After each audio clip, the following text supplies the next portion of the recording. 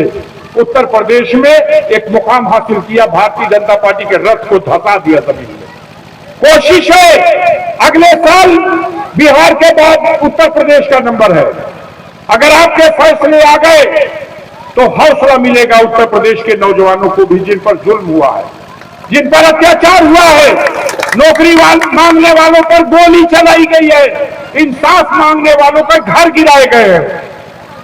ऐसे जालिमों की सरकार के पतन का समय आ गया है और मैं आपके सामने इसलिए आया, ऐसे भेदभाव के साथ मुल्क का निजाम चलाने वाली हुकूमतें बेईमानी कर रही हैं।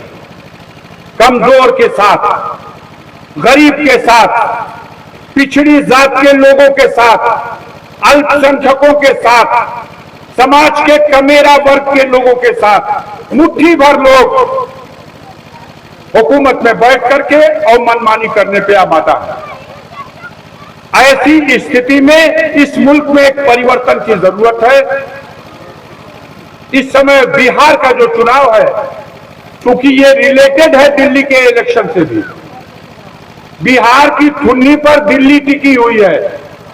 अगर बिहार में बदलाव होगा तो दिल्ली भी घुटने पे बैठ जाएगी।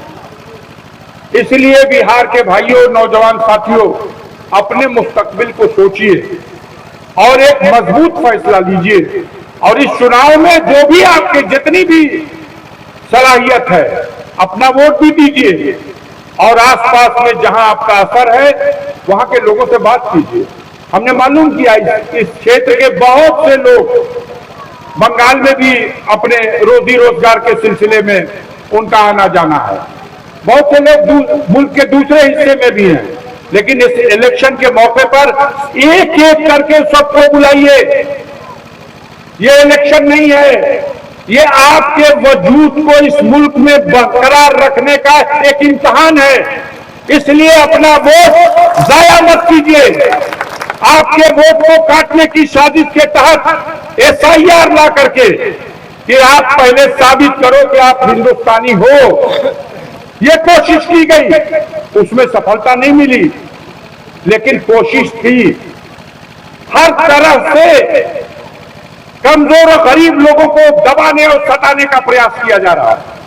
हम उत्तर प्रदेश से आते हैं साथियों, हमारे यहाँ का जो मंजर, आजकल इलेक्ट्रॉनिक मीडिया का जमाना है, छुपा नहीं है आपकी आंखों से। सोशल मीडिया के जरिए कहां क्या हो रहा है, सारी खबरें हम आपके घर के ये नौजवान बच्चे आपको दिखाते होंगे।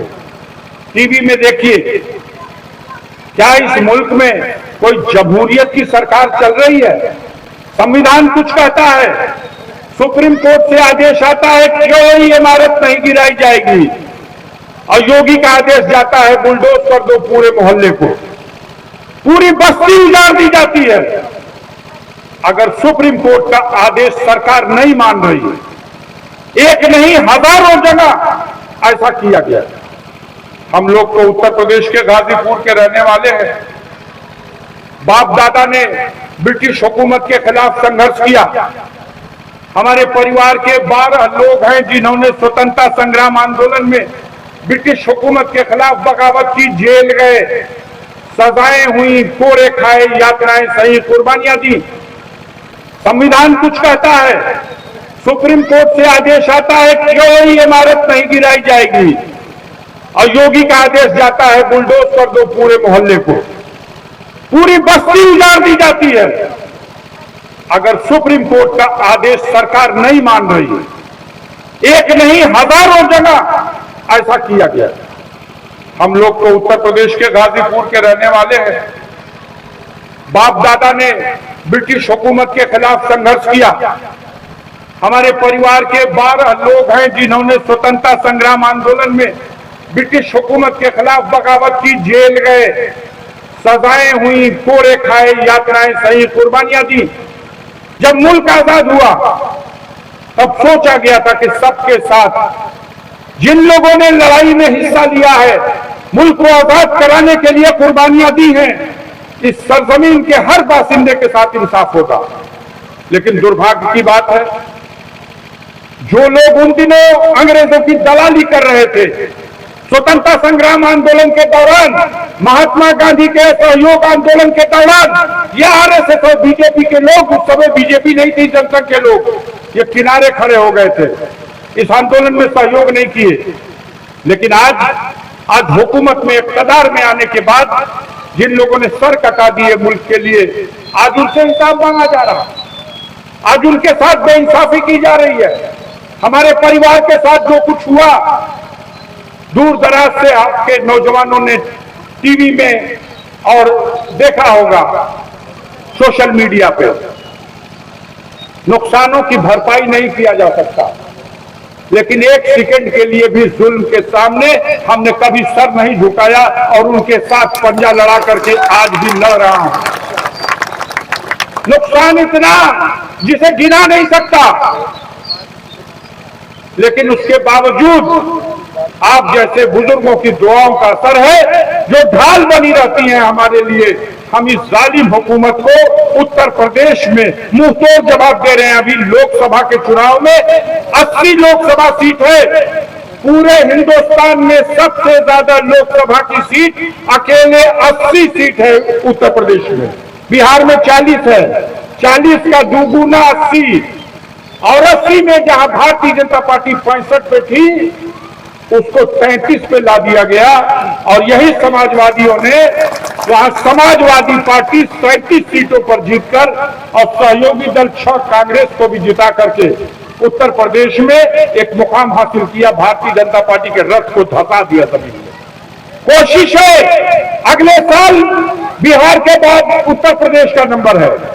अगर आपके फैसले आ गए तो हौसला मिलेगा उत्तर प्रदेश के नौजवानों को भी, जिन पर जुल्म हुआ है, जिन पर अत्याचार हुआ है, नौकरी मांगने वालों पर गोली चलाई गई है, इंसाफ मांगने वालों पर घर गिराए गए हैं। ऐसे जालिमों की सरकार के पतन का समय आ गया है। और मैं आपके सामने इसलिए आया हूं साथियों, ये हमारा भाई सुरेंद्र यादव आज के इस प्रचार तक मामला सीमित नहीं है। हमारा छोटा भाई था मुख्तार अंसारी, जो मऊ से 5 बार विधायक रहा, आज दुनिया में नहीं है। इस जालिम सरकार ने 18 साल तक उसको जेल में रख करके अजियत दी, यहां तक कि रमजान के महीने में सहरी के वक्त जहर दे दिया और आखिरकार उनकी मौत हुई। ये सुरेंद्र भाई उस दौर का साथी है जब पहली बार मुख्तार अंसारी एमएलए के इलेक्शन का पर्चा भरे थे, तो पहली बार बिहार से एक व्यक्ति जो अपने हाथ में मुख्तार का झंडा लेकर के गाजीपुर की धरती पे जाके उनके हिमायत में खड़ा हुआ और गणना करा के जीत के बाद माला पहना करके ही घर वापस लौटा था। मैं कर्जदार हूं अपने साथी सुरेंद्र का। आज मुख्तार अंसारी दुनिया में नहीं है कि अपना कर्जा उतार सके। मैं उसके बड़े भाई की हैसियत से उस कर्जे को उतारने के लिए आज आपके बीच में आया हूं। ये सुरेंद्र भाई एक हौसले वाला आदमी है, मर्दों की कदर करने वाला आदमी है। जैसे हम वहां जालिम सामंतवादियों से लड़ते हैं, वैसे गया की धरती पर यह भी गरीबों को संरक्षण दे करके और जुल्मियों के सामने एक बड़ी चट्टान बन के खड़ा होने वाला आदमी है। आपका आदमी है, आपका साथी है, सेकुलर है। मैं आपके बीच में यही फरियाद लेके आया हूं। आज इस चुनाव के माध्यम से हमसे जब बात हुई तो कहा हमने कि पिछला चुनाव तो आप पार्लियामेंट का चुनाव जीत गए। पार्लियामेंट में उस क्षेत्र की जनता ने अपने महबूब रहनुमा को चुन के दिल्ली भेज दिया। 6 विधानसभा के बराबर है एक एमपी का इलेक्शन। ये तो बड़ी खुशखबरी की बात थी, लेकिन बाई इलेक्शन में क्या हो गया कि आप अपनी सीट विधानसभा की लूज कर गए।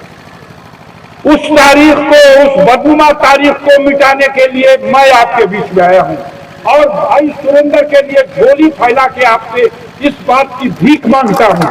एक एक वोट आपसी तफरकों को मिटा करके, लालटेन छाप का बटन दबा करके यहाँ तेजस्वी यादव के नेतृत्व में जो नौजवानों के भविष्य का एक सुंदर सपना लेके आगे बढ़ रहा है, उस नौजवान की ताकत को मजबूत करने के लिए 11 तारीख को इतना वोट डालिए कि यहाँ से जीतने वाला एमएलए जब पटना जाए तो हम भी बात कर सकें तेजस्वी यादव से कि वहां से जीत के आया हुआ उम्मीदवार सबसे अधिक वोट से जीत के आया है, इसको मंत्री बनाओ ताकि जाकर के अपने क्षेत्र का विकास कर सके, आपकी समस्याओं का समाधान कर सके।